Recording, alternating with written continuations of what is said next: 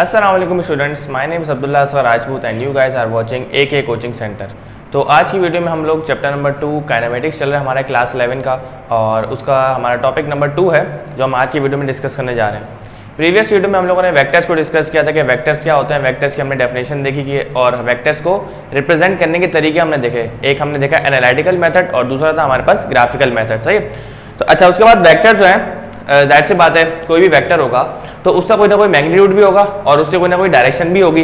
जाहिर सी बात है वेक्टर्स के बाद दो चीज़ें होना लाजमी है, एक उनका मैग्नीट्यूड और एक उसकी डायरेक्शन।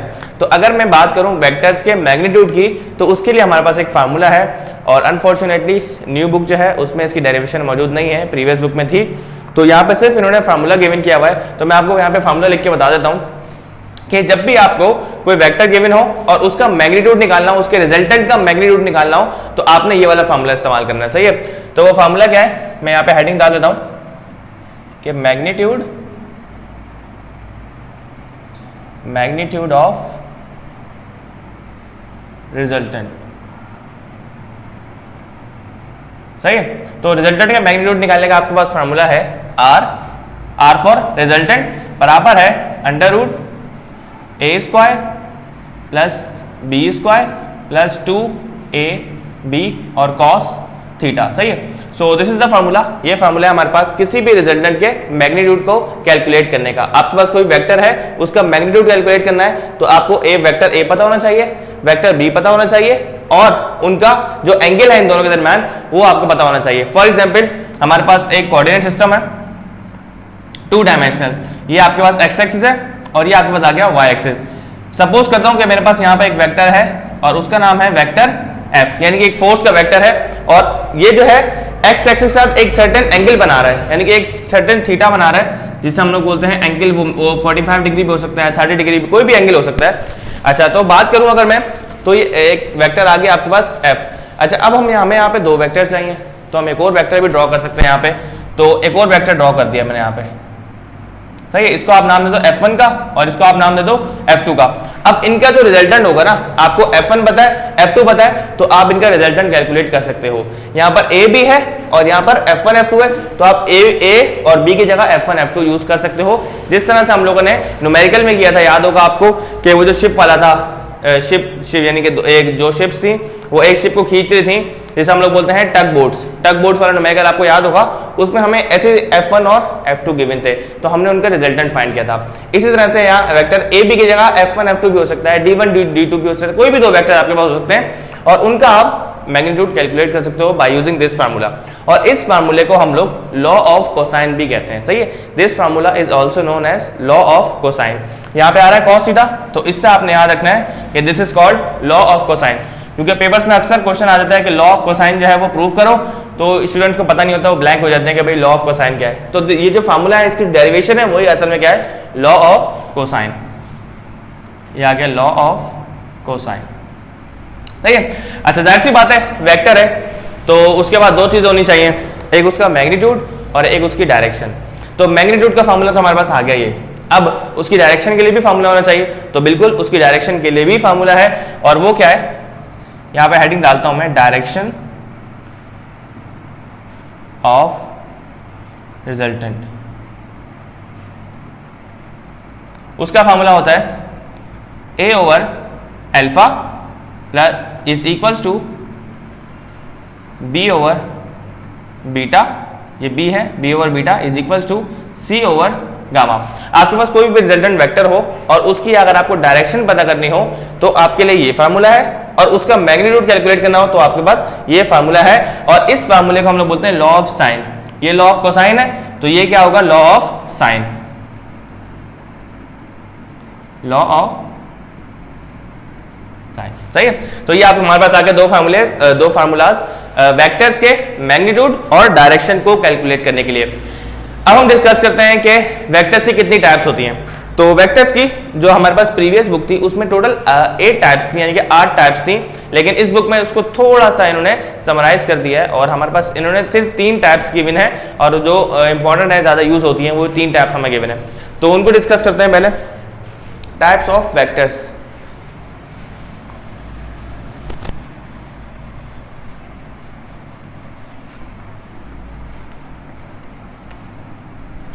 तो वन बाय वन डिस्कस करते हैं हम लोग। वेक्टर्स के तीन टाइप्स तो हमारी बुक में, न्यू बुक में गिवन है। एक तो है हमारे पास पोजीशन वेक्टर, सही है। पोजीशन वेक्टर हम लोग बहुत ज़्यादा यूज़ करते हैं और जब जब इसका यूज़ आएगा मैं आपको रिकॉल करवाऊंगा कि ये पोजीशन वेक्टर है, इसकी हमने बात कर चुके हैं। और एक हमारे पास होता है फ्री वेक्टर, जिसे हम लोग पैरेलल शिफ्ट ऑफ वेक्टर भी कहते हैं। और तीसरा हमारे पास होता है most important unit vector. Unit vector का काम सबसे ज्यादा होता है और यूनिट वेक्टर सबसे ज्यादा यूज भी होता है। और जब हम इसको यूज करेंगे तो आपको मैं दोबारा रिकॉल कराऊंगा कि भाई ये यूनिट वेक्टर है। और यूनिट वेक्टर को रिप्रेजेंट करने का एक अलग से तरीका होता है और यूनिट वेक्टर जो है एक खास तरीके से, एक खास फार्मूले से भी निकाला जाता है, सही है।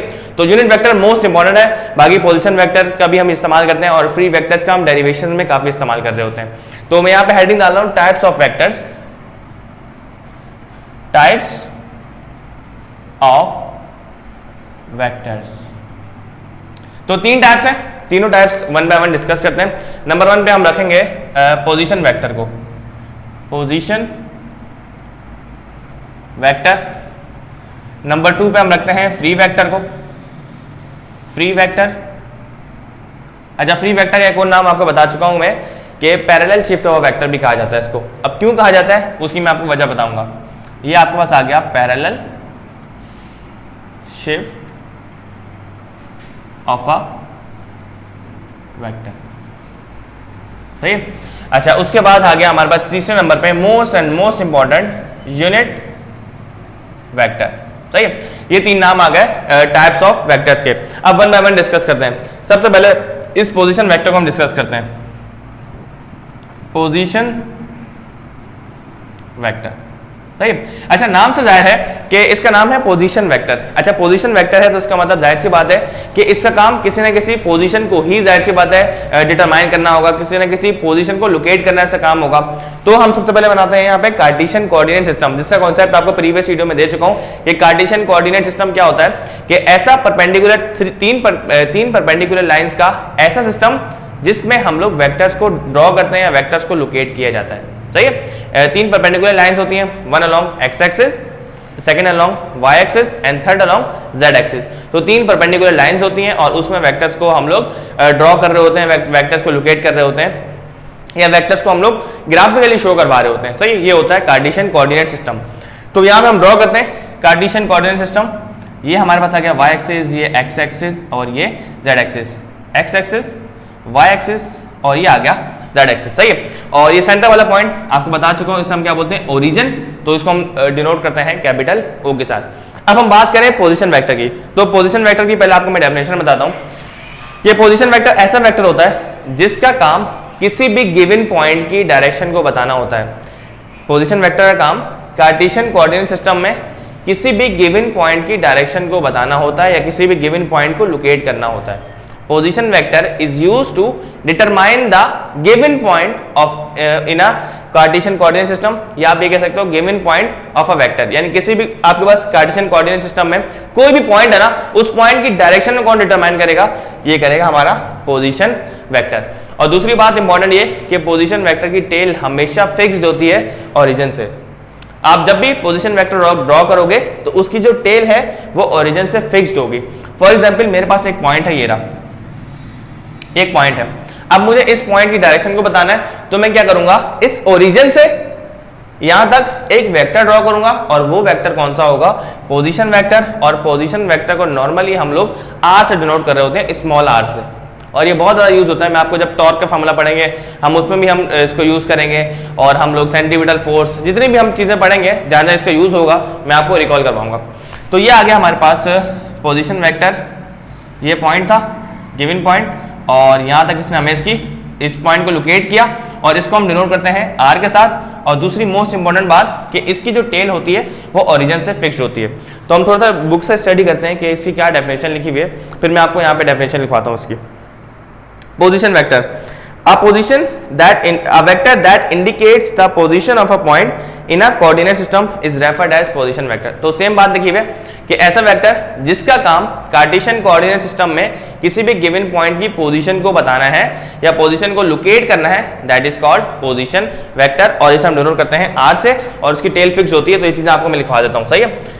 तो पहला पॉइंट क्या था कि a vector whose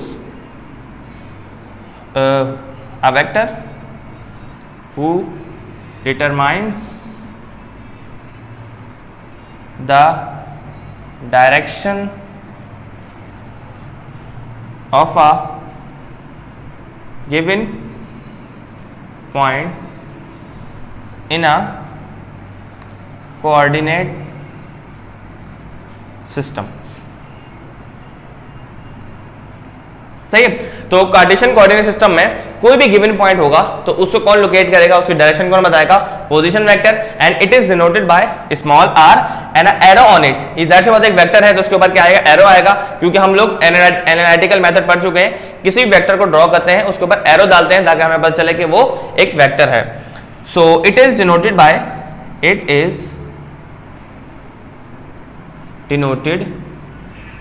bye r and its tail is fixed by the origin, और इसकी जो टेल है वो ओरिजिन से हमेशा क्या होती है, फिक्स्ड होती है। The tail of position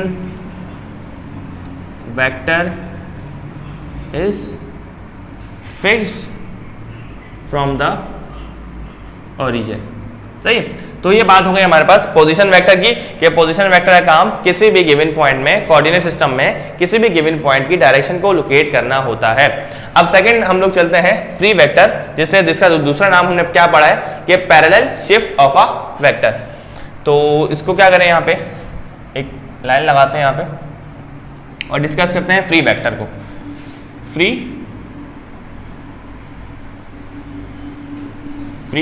vector, अच्छा फ्री वेक्टर जो है नाम से ही जाहिर है, यानी कि फ्री वेक्टर जो है उसका पहली बात तो आप ये समझ लें कि फ्री वेक्टर ऐसा वेक्टर होता है कि जिसको आप पैरेलल कहीं भी शिफ्ट कर सकते हो, लेकिन आपने दो बातों का ख्याल रखना है।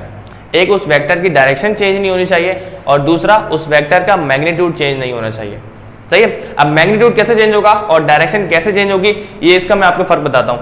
भाई एक वेक्टर मैंने यहाँ पे ड्रॉ किया हुआ है, इसको मैंने नाम दिया वेक्टर ए का। सही है, वेक्टर ड्रॉ किया हुआ है। अब इसको मैं पैरेलल शिफ्ट करना चाहता हूं, यानी मैं फ्री वेक्टर का रूल अप्लाई करके इसको पैरेलल शिफ्ट करना चाहता हूं, तो मुझे दो चीजों का ख्याल रखना पड़ेगा। एक तो मैं उसका मैग्नीट्यूड चेंज नहीं करूंगा। मैग्नीट्यूड क्या है, इसकी लाइन की जो लेंथ है ना, ये इसका मैग्नीट्यूड है। फॉर एग्जांपल अगर ये वेक्टर जो है वो 5 सेंटीमीटर का है, तो मुझे इसको पैरेलल शिफ्ट करने के लिए 5 सेंटीमीटर की ही लाइन ड्रॉ करनी पड़ेगी, पहली चीज। दूसरी चीज कि मैं इसकी डायरेक्शन को चेंज नहीं कर सकता। अगर इसकी डायरेक्शन उस तरफ है तो मुझे एक वेक्टर इसके पैरेलल ऐसे ही ड्रॉ करना पड़ेगा जिसकी डायरेक्शन इसके बिल्कुल पैरेलल हो, बिल्कुल सेम हो, और उसकी लेंथ भी बिल्कुल सेम हो। अगर ये 5 सेंटीमीटर है तो वो भी 5 सेंटीमीटर होना चाहिए, और इस वेक्टर का नाम अगर ए है तो इस वेक्टर का नाम भी ए होना चाहिए, पहली चीज। दूसरी चीज, फ्री वेक्टर और पोजीशन वेक्टर में ये फर्क होता है कि फ्री वेक्टर की टेल कभी भी फिक्स्ड नहीं होती ओरिजिन से, याद रखना। The tail of free vector is not fixed by the या फ्रॉम द ओरिजिन। इसकी टेल फिक्स होती है, पोजीशन वेक्टर उसकी टेल फिक्स नहीं होती, तो वो कौन सा वेक्टर है, फ्री वेक्टर है। तो यहाँ पे पहले कार्टेशियन कोऑर्डिनेट सिस्टम बनाते हैं। ये हमने ड्रॉ कर दिया कोऑर्डिनेट सिस्टम, और हमारे पास मान लो कि एक वेक्टर है, यही वाला वेक्टर है वेक्टर ए। मैं चाह रहा हूं उस वेक्टर को पैरेलल शिफ्ट करना, तो मैं दो बातों का ख्याल रखूंगा। एक तो उसका मैग्नीट्यूड चेंज नहीं करूंगा, और दूसरा उसकी डायरेक्शन को चेंज नहीं करूंगा। तो ये वेक्टर मेरे पास सेम डायरेक्शन में, मैंने इसको यहाँ ड्रॉ करवा दिया। अब बहुत सारे स्टूडेंट सोचते हैं भाई इसका काम क्या है, हम क्यों करवाते हैं ऐसे। तो जब आप डेरिवेशन करोगे ना रेजोल्यूशन ऑफ वेक्टर की, और बहुत सारी ऐसी डेरिवेशन है जिसमें ये काम आता है लाजमी।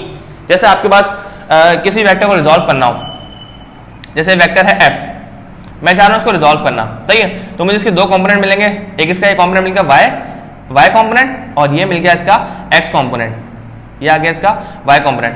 तो आप क्या कर सकते हो कि सम टाइम आपको, अगर यहां से आपने ड्रॉ नहीं किया, सही है, आपने इसका ये बना दिया x एक्सिस, और ये इसका आ रहा है y एक्सिस, यानी कि यहां से लेकर यहां तक, ये इसका y एक्सिस है और ये इसका z एक्सिस x एक्सिस है। इसको आप नाम देखो fx का नाम दोगे, और इसको आप नाम दोगे fy का, सही है। अब ये वाला मैग्नीट्यूड और ये लेंथ बिल्कुल सेम है, तो मैं इस fy को उठा के यहां पर डाल सकता हूं, क्योंकि एक तो ये दोनों आपस में क्या है, पैरेलल है, और दूसरा इसके मैं मैग्नीट्यूड को चेंज नहीं कर रहा। तो इसका मतलब ये कि मैं इस fy वेक्टर को उठा के यहां पर बना सकता हूं बिल्कुल इसके पैरेलल, और ना मैंने इसका मैग्नीट्यूड चेंज किया, क्योंकि जितनी लेंथ ये है उतनी लेंथ यही है, तो इसको भी नाम दूंगा मैं fy का। तो इस तरह से हम लोग पैरेलल वेक्टर फ्री वेक्टर का यूज करते हैं, और अपनी ये हमें डेरिवेशंस में काम आता है। तो जब काम आएगा, जब डेरिवेशन कर रहे होंगे, तो आपको मैं दोबारा रिकॉल करवाऊंगा। तो फ्री वेक्टर हमने क्या सीखा कि फ्री वेक्टर जो है वो क्या करता है, ऐसा वेक्टर होता है जिसे हम कहीं भी पैरेलल शिफ्ट कर सकते हैं। A vector which can be displaced parallel, a vector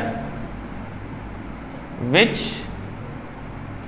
can be displaced parallel to itself। ऐसा वेक्टर जिसको आप पैरेलल डिस्प्लेस करवा सकते हो, इसी के पैरेलल डिस्प्लेस करवा सकते हो, और किन किन बातों का ख्याल रखना आपने, without changing its magnitude and direction. तो ये लाइन आप लाजमी ऐड करो, without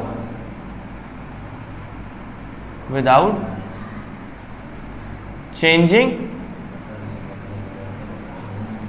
its magnitude and direction. तो आपने दो बातों का ख्याल रखना है, ना उसकी डायरेक्शन चेंज करनी है और ना उसका मैग्नीट्यूड चेंज करना है, और आप इसको पैरेलल कहीं भी शिफ्ट कर सकते हो। सही है। तो अगर मैं थोड़ा सा इसको स्टडी करूं बुक से, तो फ्री वेक्टर यहां पे लिखा हुआ है कि a free vector can be moved और translated without changing its essential characteristics such as magnitude और डायरेक्शन। तो सेम बात लिखी हुई है कि आप इसका मैग्नीट्यूड चेंज नहीं कर सकते और ना इसकी डायरेक्शन को चेंज कर सकते हो, बल्कि इसको पैरेलल कहीं भी शिफ्ट कर सकते हो। तो अब हमारे पास नेक्स्ट वेक्टर आता है, जो कि लास्ट वेक्टर है हमारा, यूनिट वेक्टर। और ये सबसे इंपॉर्टेंट क्यों है, क्योंकि यूनिट वेक्टर का काम होता है किसी भी गिवन वेक्टर की डायरेक्शन को बताना। आपके पास कोई भी वेक्टर है, उसकी डायरेक्शन को डिटरमाइन कौन करेगा, यूनिट वेक्टर। अब बहुत सारे बच्चे बोलते हैं भाई यूनिट वेक्टर और पोजीशन वेक्टर में क्या फर्क है। भाई पोजीशन वेक्टर जो ना किसी भी गिवन पॉइंट की डायरेक्शन को बताता है, लेकिन जो यूनिट वेक्टर है ना वो किसी भी वेक्टर की डायरेक्शन को बता सकता है। Unit vector is used to determine the direction of any vector. किसी भी वेक्टर की डायरेक्शन कौन बताएगा, यूनिट वेक्टर, और एक गिवन पॉइंट की डायरेक्शन को बताएगा पोजीशन वेक्टर। तो ये दोनों में सबसे बेसिक डिफरेंस है। तो सबसे पहले ये वर्ड जो आ रहा है ना यूनिट का मतलब होता है वन। यूनिट का मतलब क्या होता है, वन। तो यूनिट वेक्टर ऐसा वेक्टर होता है जिसका मैग्नीट्यूड वन होता है। अब इसका मैग्नीट्यूड वन क्यों होता है, उसकी वजह मैं आपको यहां पे बताऊंगा। सबसे पहले हम लिखते हैं कि a vector whose magnitude is one और unity is called unit vector. ये आ गई इसकी डेफिनेशन। अब हम देखते हैं कि यूनिट वेक्टर का काम क्या होता है। तो यूनिट वेक्टर काम होता है किसी भी वेक्टर की डायरेक्शन को बताना। तो unit vector is used to determine the direction of any given vector। तो यूनिट वेक्टर का काम किसी भी गिवन वेक्टर की डायरेक्शन को बताना होता है। अब यूनिट वेक्टर को रिप्रेजेंट किस तरह से किया जाता है वो देख लो। भाई यूनिट वेक्टर को हम रिप्रेजेंट करते हैं स्मॉल लेटर से या स्मॉल अल्फाबेट से, और इनके ऊपर डालते हैं एक हेड, सही, जिसको हम हेड भी बोल रहे होते हैं समटाइम्स, और समटाइम्स उसको हम हेड भी बोल रहे होते हैं। जैसे कि यूनिट वेक्टर्स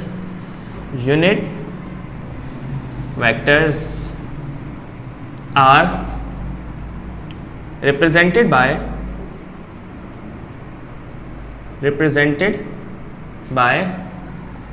small letters भी आप कह सकते हो, स्मॉल अल्फाबेट भी कह सकते हो। स्मॉल लेटर्स लाइक जैसा कि आपके पास आ गया A B C, small letters A B C, और उनके ऊपर आपने क्या डालना है, हेड डालना है, स्मॉल लेटर्स। बल्कि आप लाइक को बाद में लिखो, एग्जाम्पल बाद में लिखते हैं। Unit vectors are represented by small letters and a head on it. या आप ये कह सकते हो कि unit vectors are represented by small letters with a head on it. तो ये हमारे पास थोड़ा सा और अच्छा हो जाएगा, with a head on it. Like जैसे कि मैंने एक यूनिट वेक्टर यहां पे लिखा A, और उसको मैंने क्या डाल दी, हेड डाल दिया। ये होता है हमारे पास हेड, सही है। वेक्टर हमारे पास आ गया बी, उसके ऊपर हेड डाल दिया, सी उसके ऊपर हेड डाल दिया, वेक्टर पी है उसके ऊपर हेड डाल दिया, वेक्टर क्यू है उसके ऊपर हेड डाल दिया, और ये आ गया ETC। तो यूनिट वेक्टर को हम लोग स्मॉल अल्फाबेट से रिप्रेजेंट करते हैं और उनके ऊपर क्या डालते हैं, हेड डालते हैं, ताकि थोड़ा सा अलग दिखे और हमें पता चले कि यूनिट वेक्टर है और ये डायरेक्शन बताने के लिए है। अब इसका हम फॉर्मूला डिस्कस करते हैं और वीडियो को वाइंड अप करते हैं। यूनिट वेक्टर का फॉर्मूला क्या होगा भाई? पहले तो आप ये देखोगे, दो वेक्टर जब मल्टीप्लाई होते हैं तो हम लोग वेक्टर को रिप्रेजेंट करने का तरीका हमने क्या सीखा था कि हमारे पास एक वेक्टर है ए और ये आपके पास आ गया ए डॉट बी बोल लो, या वेक्टर्स जो आपस में मल्टीप्लाई हो रहे हैं ए क्रॉस बी बोल लो, बल्कि डॉट लगा दो आपने। अभी हम लोगों ने क्रॉस और डॉट को डिस्कस नहीं किया, इसलिए हम लोग यहाँ पे अब क्रॉस और डॉट की बात नहीं करेंगे। जब हम उसको डिस्कस करेंगे कि क्रॉस प्रोडक्ट क्या होता है, डॉट प्रोडक्ट क्या होता है, तब आपको मैं हर चीज जो है वो यहाँ पे क्लियर करूंगा। तो मेरे पास दो वेक्टर्स हैं मल्टीप्लाई हो रहे हैं, ए डॉट बी, ये बराबर होता है ए बी कॉस थीटा के, सही है। अच्छा, अभी हमारे पास वेक्टर है और उसकी डायरेक्शन को बताने के लिए कौन आ गया, यूनिट वेक्टर आ गया। तो हम मान लेते हैं कि हमारे पास एक वेक्टर है डी, डिस्प्लेसमेंट का वेक्टर है और उसका जो मैग्नीट्यूड है वो कितना है, 50 मीटर। 50 मीटर उसका क्या आ गया, मैग्नीट्यूड। अब मैंने एक यूनिट वेक्टर यहां से उठाया ए, यूनिट वेक्टर क्या है मेरे पास ए, तो ये क्या बताएगा, इसकी डायरेक्शन को बताएगा। इसका मैग्नीट्यूड 1 रखने की वजह क्या होती है, पहले आपको वो बताता हूं, फिर मैं आपको IJ का भी कॉन्सेप्ट देता हूं यहाँ पे। तो अभी आपने डॉट और क्रॉस नहीं पढ़ा, तो फिलहाल इसको मिटा दो। अभी हम सिर्फ डिस्कस करते हैं यूनिट वेक्टर को, सही है। तो ये आ गया हमारे पास इसका मैग्नीट्यूड, एक वेक्टर है हमारे पास डिस्प्लेसमेंट का और उसका मैग्नीट्यूड है 50 मीटर और उसकी डायरेक्शन को बता रहा है ये यूनिट वेक्टर। अच्छा, इसका मैग्नीट्यूड 1 क्यों है, ताकि जब इसके साथ ये मल्टीप्लाई होगा तो इसके वेक्टर के मैग्नीट्यूड पे कोई इफेक्ट ना पड़े, इसीलिए इसका जो मैग्नीट्यूड होता है वो हमेशा क्या होता है, 1 होता है, पहली बात। अब हम बताते हैं कि यूनिट वेक्टर असल में इस्तेमाल किस तरह से होते हैं। भाई जिस तरह से हमने ये कार्टेशियन कोऑर्डिनेट सिस्टम ड्रॉ किया है, दोबारा ड्रॉ करते हैं। यहां पर ये आ गया हमारा एक्स एक्सिस, वाई एक्सिस और जेड एक्सिस। अच्छा, अब फिजिक्स में हम लोगों ने इनकी डायरेक्शन जो है ना वो फिक्स कर दी है। जैसे कि हमारा जो एक्स एक्सिस है ना, उस पर जो उसकी जो डायरेक्शन बताएगा उस वेक्टर को हम लोग बोलते हैं आई। एक्स एक्सिस पे कौन है, आई। वाई एक्सिस पे एक वेक्टर हमने फिक्स कर दिया जिसे हम लोग बोलते हैं जे, और जेड एक्सिस पे हमने एक वेक्टर फिक्स कर दिया जिसे हम लोग बोलते हैं के। और ये तीनों जो है यूनिट वेक्टर हैं, इसीलिए इनके ऊपर मैंने क्या लगा दी, कैप लगा दी। अगर कोई भी वेक्टर है वो अलोंग एक्स एक्सिस है तो उसके साथ आप यूनिट वेक्टर लिखोगे आई। अगर कोई भी वेक्टर अलोंग वाई एक्सिस है तो उसके साथ आप लिखोगे जे, और कोई भी वेक्टर अलोंग जेड एक्सिस है तो आप उसके साथ क्या लिखोगे, के लिखोगे। अब मैंने यहाँ पे लिखा ए, हटा दिया ए, मैंने आपको बताया था सिर्फ अभी हम लोगों ने ये चीज नहीं पढ़ी थी तो मैंने आपको ए लिख दिया। अब इन तीनों में से कोई एक का यूज करूंगा मैं। अब फॉर एग्जांपल मैंने लिखा एक वेक्टर है 50 मीटर, डिस्प्लेसमेंट का वेक्टर है 50 मीटर, उसका मैग्नीट्यूड है और उसकी डायरेक्शन है, ये आ गया वेक्टर के कैप। अब के कैप क्या बता रहा है, के कैप ये बता रहा है कि एक वेक्टर है आपके पास डिस्प्लेसमेंट का और उसका मैग्नीट्यूड है 50 मीटर और उसकी डायरेक्शन है अलोंग जेड एक्सिस। तो बता दी डायरेक्शन यूनिट वेक्टर ने, तो इस तरह से यूनिट वेक्टर जो है वो डायरेक्शन बताता है। अगर इसकी जगह के की जगह आई होता तो इसका मतलब वो अलोंग एक्स एक्सिस है। अगर इसकी जगह आपके पास जे होता तो अलोंग वाई एक्सिस है, और जेड एक्सिस है तो आपके पास आउट ऑफ द प्लेन आ रहा है, सही है। तो इस तरह से यूनिट वेक्टर किसी भी वेक्टर की डायरेक्शन को बता रहा होता है, सही है। और इसी से हम लोग यूनिट वेक्टर का फॉर्मूला भी ड्राइव कर सकते हैं, सही है। यहाँ पे वेक्टर मैंने के लिया हुआ है, आपकी मर्जी, आप ए लो बी लो, जो भी लो, जनरल टर्म आप बना सकते हो उसकी। अगर ये 50 मीटर यहाँ पे क्या हो रहा है, मल्टीप्लाई हो रहा है, वहां जाके डिवाइड हो जाएगा। पहले इसको मैं सिंपलेस्ट फॉर्म में लिखता हूं। भाई वेक्टर मेरे पास क्या है, डी, ये इसका क्या है, मैग्नीट्यूड है, मैग्नीट्यूड है, सही है। और ये आपके पास क्या है, के, यूनिट वेक्टर है, यूनिट वेक्टर आ गया, सही है। अब मुझे इस यूनिट वेक्टर का फॉर्मूला निकालना है, तो ये मैग्नीट्यूड यहाँ पे क्या हो रहा है, मल्टीप्लाई, वहां जाके क्या हो जाएगा, डिवाइड हो जाएगा। तो हमें यहां से यूनिट वेक्टर का फॉर्मूला मिल जाएगा और वो हमें क्या मिलेगा, के unit vector is equals to vector divided by इसके मैग्नीट्यूड को आप ऐसे भी लिख सकते हो, इट्स ओन मैग्नीट्यूड। ये जो मॉड्यूलस है ना, ये आपको शो करता है कि इसका ये मैग्नीट्यूड है। आप चाहो तो उसको कैपिटल डी भी लिख सकते हो, और यहाँ पे आ गया इसका मैग्नीट्यूड। तो यानी कि यूनिट वेक्टर का फार्मूला क्या होता है कि किसी भी वेक्टर को उसके मैग्नीट्यूड से डिवाइड कर दो तो आपके पास क्या आ जाता है, यूनिट वेक्टर आता है। और इसको जनरल टर्म में आपने देखा होगा कि इस तरह से हम लिखते हैं कि भाई एक वेक्टर आ गया ए, उसके ऊपर कैप आ गया, यूनिट वेक्टर है, और वेक्टर ए डिवाइडेड बाय इसका मैग्नीट्यूड। तो ये आपके पास आता है vector divided bye its own magnitude, it's called unit vector. इसकी एक और डेफिनेशन हमें यहां से पता चल गई, वो भी लिख देता हूं और हम लोग इसको वाइंड अप करते हैं।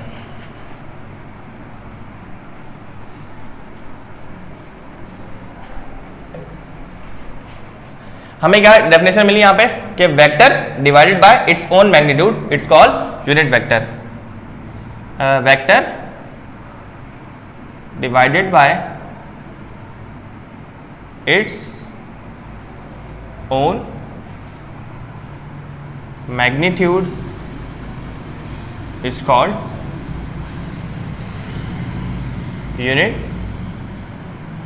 वेक्टर। या आप इसको ऐसे भी कह सकते हो कि unit vector can be determined by dividing a vector by its own magnitude. तो कभी भी आपको यूनिट वेक्टर फाइंड करना हो तो जो आपका वेक्टर गिवन हो उसको मैग्नीट्यूड से डिवाइड कर देना, आपके पास क्या आ जाएगा, यूनिट वेक्टर आ जाएगा। तो आई होप आप लोगों को ये वीडियो जो है वो बहुत हेल्पफुल होगी आपके लिए, और समझ आ गया होगा आपको कि टाइप्स ऑफ वेक्टर्स क्यों इंपॉर्टेंट होती हैं। और हमने 3 ही डिस्कस किए हैं क्योंकि हमारे सिलेबस में 3 ही थी। नेक्स्ट वीडियो में इंशाल्लाह आपको मैं स्केलर प्रोडक्ट, जिससे हम लोग डॉट प्रोडक्ट भी बोलते हैं, और वेक्टर प्रोडक्ट जिससे हम क्रॉस प्रोडक्ट भी बोलते हैं, मोस्ट इंपॉर्टेंट टॉपिक है, उसको हम डिस्कस करेंगे। तब तक के लिए अल्लाह हाफिज़, thank you so much for watching.